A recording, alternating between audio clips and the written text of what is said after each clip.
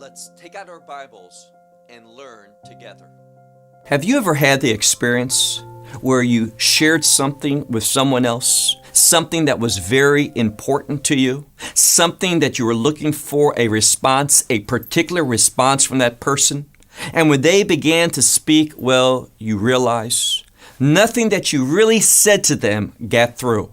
They did not understand, and they were not willing or ready or able even to make that proper response to that request.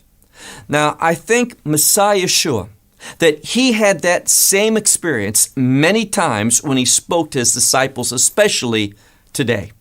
Take out your Bible and look with me to the book of Mark and chapter 10. The book of Mark and chapter 10. Now, we know that Mesија, he had a discussion with a wealthy young man about the kingdom of God. And this man, he was not willing to make the necessary sacrifice so that he would have rewards, great rewards in the kingdom of God. And we talked about the fact, the reason for that is that he really didn't believe in that kingdom enough. He may have thought perhaps there will be. If so, I'd like to be there, but to really change his life and live it properly for the reality of the kingdom of God, that kingdom will be established, he wasn't willing to do that. He didn't have a proper perspective of the kingdom. And the question that we need to ask ourselves, not just today, but every day, do we have that proper perspective? And do we understand what it takes for us to enter into the kingdom of God? And what is that? The all-sufficient sacrifice of Mesија. There is nothing more precious than that. And when we identify with Him, we receive Him into our life, we're going to live a sacrificial life. That's what worship is all about. So what happens here? Well, Mesија, after dealing with that young rich man, he turns and he begins to share about the sacrifice that he's going to make. That sacrifice of laying down his life. Not just being mocked and spat upon, but as we talked about at the close of last week, he's also going to be flogged and ultimately put to death. And speaking about this supreme act of love, this greatest sacrifice that the world has known, what happens? Well, remember how we began. Have you ever told someone something and you realize by their response, they caught none of it. They simply did not understand the significance of your words. That's exactly what we're going to see today in the life of first two disciples and perhaps all of them. Mark's Gospel, chapter 10, let's begin with verse 35. Immediately after sharing about this act of love, this sacrifice, his death upon the cross, what happens? Verse 35. And coming to him, Yaakov, that is James and John, the sons of Zebedee, they came to him asking him a question. They said, "Teacher, we want that we should ask you to do something for us." So they have a request. Next verse, verse 36. And Yeshua answered, and he said to him, "What do you want that I should do for you?" Verse 37. And they responded to him, and they said, "Give to us," meaning the right, the privilege. "Give to us in order that on your right and on your left, that we shall sit when you enter into your glory." Now, they had a wrong understanding of Mesија. Now, if you heard the term Mesија and you come from a Jewish background, a rabbinical background, that term Mesија, more often than not, is understood as a king. So these two disciples, they missed out on what he was sharing about his death. They only heard the emphasis on the kingdom, not the means of the kingdom, but the result of the kingdom. And what they wanted was to be part of that kingdom in a very, very elevated way. That is to sit on his right and on his left. Now, they didn't have an understanding that he was just not king like David or Solomon or any of the kings of Israel. They did not know that he was the King of Kings and the Lord of Lords. They did not realize that this kingdom and the throne that he was going to be sitting upon, well, for example, if you look at the book of Revelation, you're going to see that throne of the Lamb is also the throne of God the Father. So if they would have understood that throne, they would have never asked that they might sit upon the right and the left.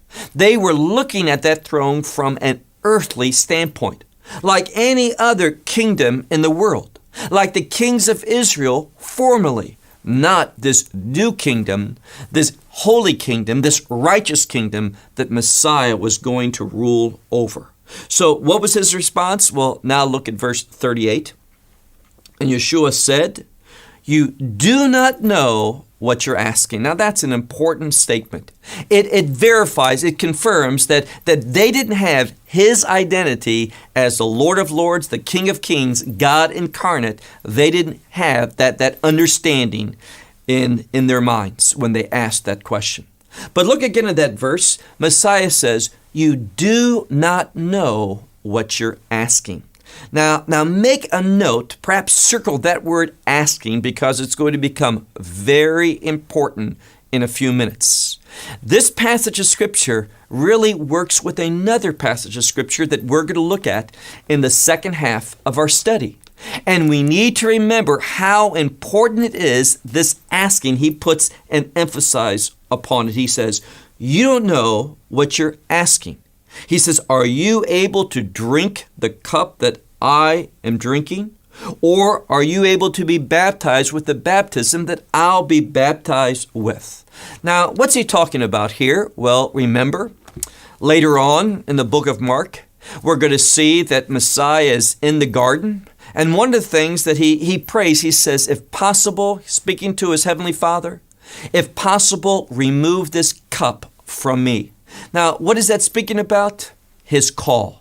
What call? Well, the next thing he speaks about is baptism. And understand that rabbinically speaking and biblically speaking, there is an inherent relationship between baptism and death. So he's talking about his call. Are you able to walk in my call? Are you able to die for the sake of the will of God? So he's asking them some very hard questions. They probably didn't understand the fullness of those questions because they just flippantly says, "We're able." So Messiah says in response, all right. He says to them, "The cup that I drink, you're going to drink," which means you're going to follow in this ministry. And the baptism that I was baptized with, you're going to be baptized with, which probably means that they're going to be martyrs for their faith. But nevertheless, he says, verse 40, he says, "But to sit at my right hand and on my left," and by the way, there's a change in word. There's a difference in the word that they use for left and the word that he uses for left. And the significance is to simply tell us that what they were thinking and what he was thinking were far, far different. He says, "To sit on my right and on my left, it is not possible for me to give, but rather it is to those whom it has been prepared," meaning for those who have already been prepared for that. Verse 41. So Messiah in this passage makes it very clear that he rebuffs their requests. They're not going to get to sit on his right and on his left. And the disciples, they were there, those other 10 disciples. They were hearing their questioning of and requests that they had to Messiah. They heard that Messiah said no to that. And what happens? Well, look on verse 41. "And the 10 having heard, they became," now some English Bible says displeased, but it's a much stronger word than that. The word is that they became angry at Yaakov, that is at James and at John.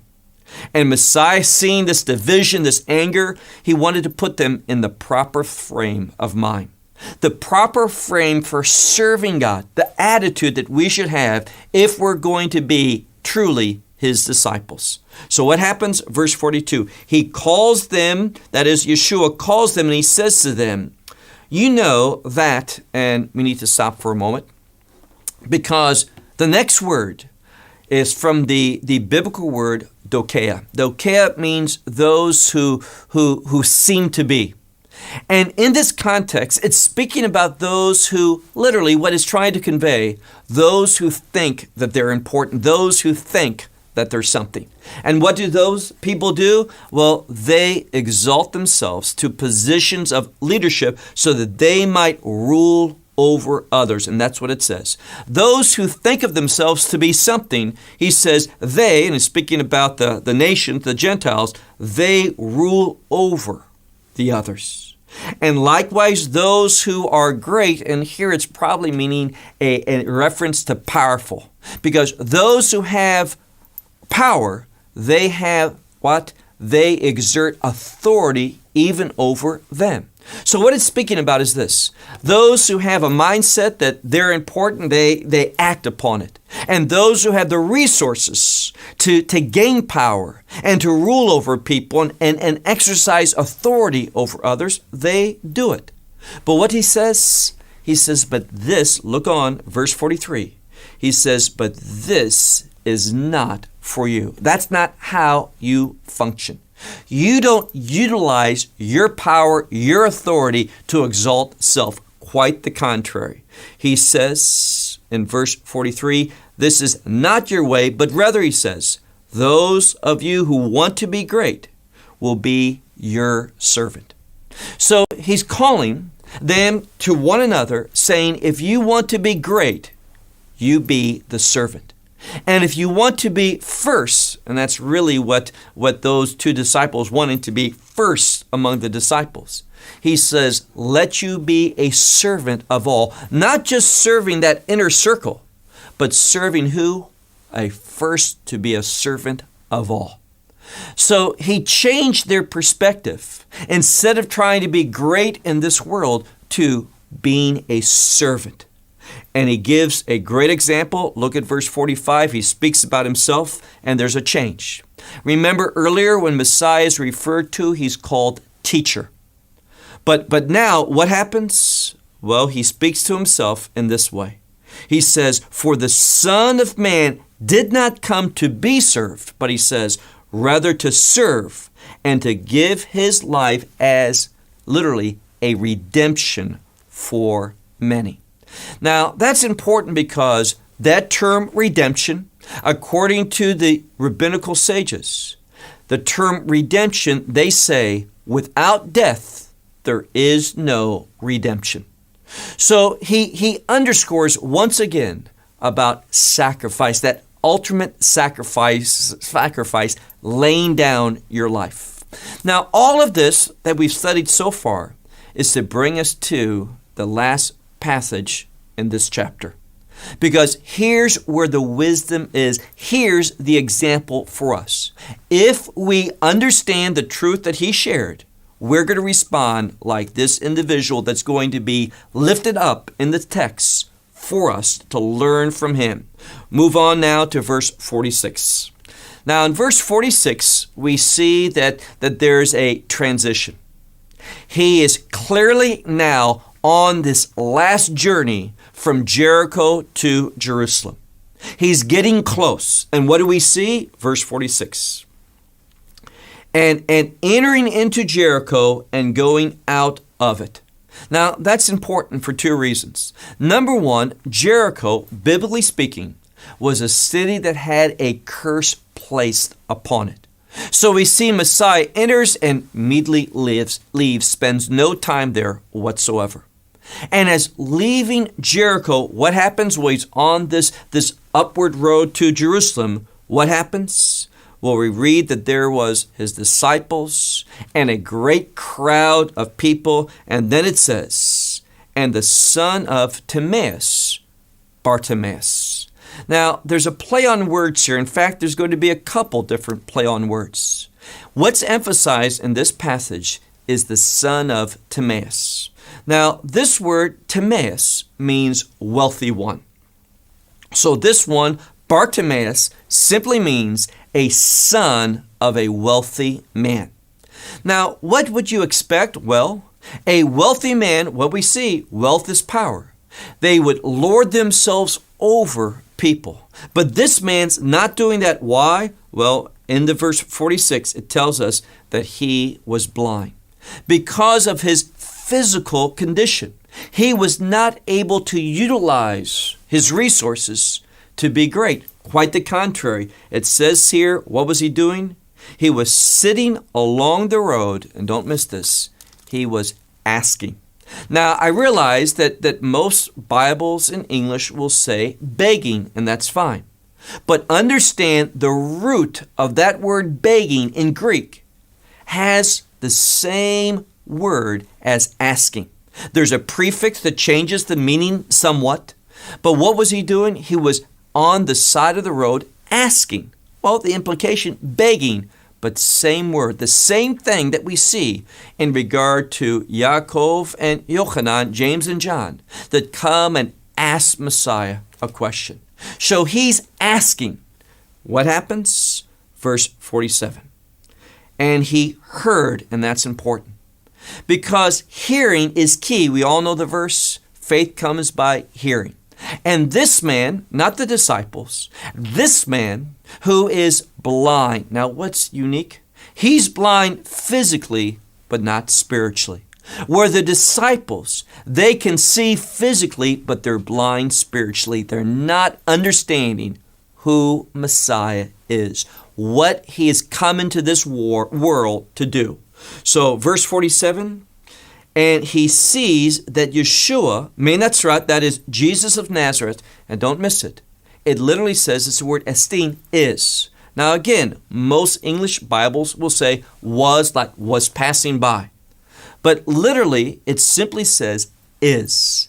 And the emphasis here is on the present tense. Present tense to say that he is. Now, why is that important? Because he's going to respond to that. He's going to respond to the fact that Yeshua is. Is who? Well, we're coming to that. Verse 47, and he heard that Yeshua Menatzrat, Jesus of Nazareth, is. And he began to cry out and say, and don't miss this. Here again, many times later manuscripts, they want to change something. They want to make it more understandable. Or they simply change it to be placed in a way that our expectations. But we ought not do that. Because it literally says, Son of David, Yeshua. Which means the Son of David. And whenever we have that term, Son of David, what should be the first thing that comes into your mind? Messiah. So he's saying Messiah is Yeshua. When he says Son of David, Yeshua, the Messiah is Yeshua. He understands, and what's the key? Well, you go back up to that same verse. Hearing. He's heard. He may be blind, but he can hear. Faith comes by seeing. No, faith comes by hearing. So this man is exercising faith. He has come, he has heard what Yeshua has done, and he has come to the proper conclusion that Yeshua is Messiah. He's the Son of David. So what does he do? Well, look at it, verse 47. He cries out and he says, be merciful unto me. Now, why would he say that? Well, if you think of Messiah in the traditional sense, Messiah is king. What should I get? A good place in his kingdom. But understand, that's when Messiah returns. He's going to return and establish his kingdom. That's not why he's here. What he has said over and over in this passage, this is the third time, that he's going up to Jerusalem to lay down his life. Why? Well, remember what we talked about.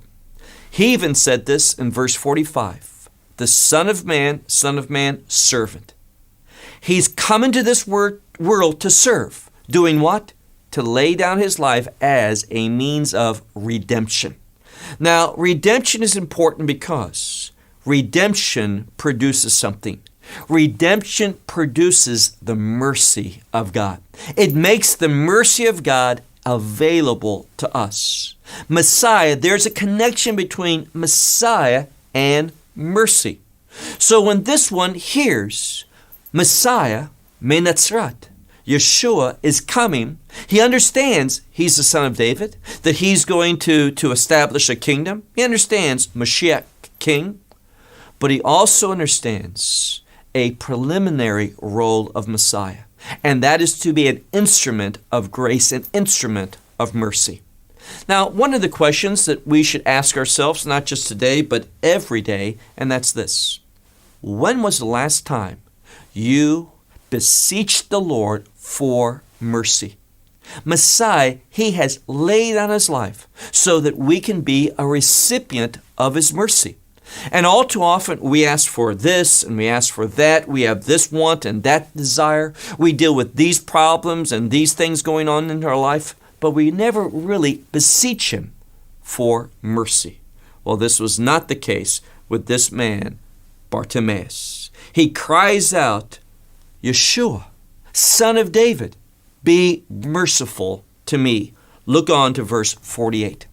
Now, verse 48, there's a play upon words. And it's only in the biblical language that you can see this. Now, we've already talked about the term that is used here is Bartimaeus, son of the wealthy man. But if you look at verse 48, it says, and many rebuked him that he should be silent. But what's the word for rebuke? Well, the root is timeo, epitimeo. It's the same word that relates to his name. But understand something. Even though here, and here's a play on word, we see the dichotomy. We see the two perspectives. The world, this word epitimeo, it can mean two things. If you check it out in a Greek lexicon, epitimeo, it can mean, like we see here in most translations, this is what they were doing, rebuking him. But literally, that word means to set value upon. And we have the perspectives of the world. When they saw this beggar, they didn't put any significance or value upon him. In fact, he was crying out, what did they say? Be silent. We see in another gospel that they were annoyed by him, and they said, be quiet. But notice the change. We're going to see that Messiah, he set value, he placed value upon what he did. Why? Well, look on, verse 48. The more that they said, be quiet, and rebuked him, the rather he cried out, Son of David, have mercy upon me. And when he realized that Yeshua, he wasn't going to be quiet, because this is the only opportunity that he had for mercy. And he was going to make the most of it, or at least give everything he had, all of his ability, in seeking that mercy. And what happened? Well, that type of behavior did something. Now, remember the context. Messiah, from the pages of Scripture, we see that the book of Mark is increasing. Things are moving faster. Why? It's all coming together in Jerusalem. And when he comes to Jericho, usually, and we know from a physical standpoint, if you're at Jericho, you're about at sea level. But when you get to Jerusalem, you're 3,000 feet above sea level. And it's not that large of distance. So what we see here is that it's a great incline. Why is that important? Because one of the things we know about ancient Jericho, it was a place to kind of rest and relax before you made that final climb up to Jerusalem. But what did Messiah do? He comes, he enters into Jericho, and he immediately leaves. No resting, no stopping. Why? Because he is focused upon what he's about to do. Remember what he says in verse 45? The Son of Man did not come into this world to be served, but rather to serve and to give his life a ransom, to die for many. So the focus is upon what he's going to do. He's not paying attention. He's focused upon getting to Jerusalem. But when he hears this blind man speak out, Yeshua, Son of David, have mercy upon me, repeatedly, it stopped him in the tracks. Why? Look at verse 49. And Yeshua stood still, and he said, you call him. And they called the blind man, saying to him, rejoice, Get up, for he calls you. And look at verse 50. Now, verse 50 tells us something very important. Not too long ago, we were looking at a passage in another class that I was teaching in regard to 1 Peter. And there it tells us, it gives us some counsel about girding our minds. Now, this expression, to gird, has to do with being ready to serve. And when you gird yourself, you have to do something. You take off your outer garment, just like Messiah did when he washed the feet of the disciples. You remove your outer garment, you gird your inner garments, and you're ready for service. And that's what this one did. If you look at this passage, it says, he cast off his garments and he jumped. Many Bibles say leaped. He may have been blind, but he was not handicapped. He leaped and he came to Messiah. Why? Well, Yeshua asked him that very question. Yeshua answered and said to him, what do you want that I should do?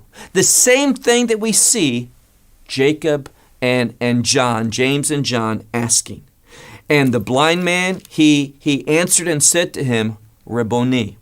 Now, this is a very important term. It means my great one. He understands who Messiah is. Not only is he an instrument of grace and mercy, but he's the Lord of Lords. So he says to him, Rabboni, he says that I might see. Now that's not surprising to us. We might think, well, blind man, he wants to see. But the question is, why does he want to see? Is he just tired of being blind, being in darkness?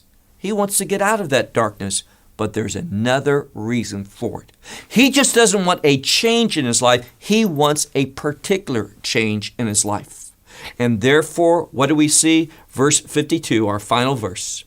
And Yeshua answered and said to him, go, for your faith, here's the difference. He was acting in faith. Faith is inherently related to truth. He was acting in faith, so Messiah says, go, your faith has what? Saved you. And it's unique because this word for saving is in the perfect. It's usually in the passive. For your faith has saved you, caused you to be saved. But here it's has saved you in the perfect, which means it was a process. His faith grew to the point that he understood truth, and he was able to act upon it. And what happens? Last phrase. And immediately he regained his sight. Not so that he could go out and just look at all of God's beautiful creation. Not so that he could go back home and begin his life anew. He wanted to see. Why? He wanted to be in the light so that he could follow after Messiah. And that's exactly what it says. It's amazing because he says, go away. And what did he do? He went, and it says, and he followed after him, and here's the key, on the way. He was on the way asking. What was he wanting? He wanted healing. For what purpose? Serving Messiah. That's when we know that we truly have been healed from our sins, that we have received that mercy when we want to serve the merciful one. Well, we'll stop with that until next week when we begin a new chapter in Mark's Gospel, Mark chapter 11.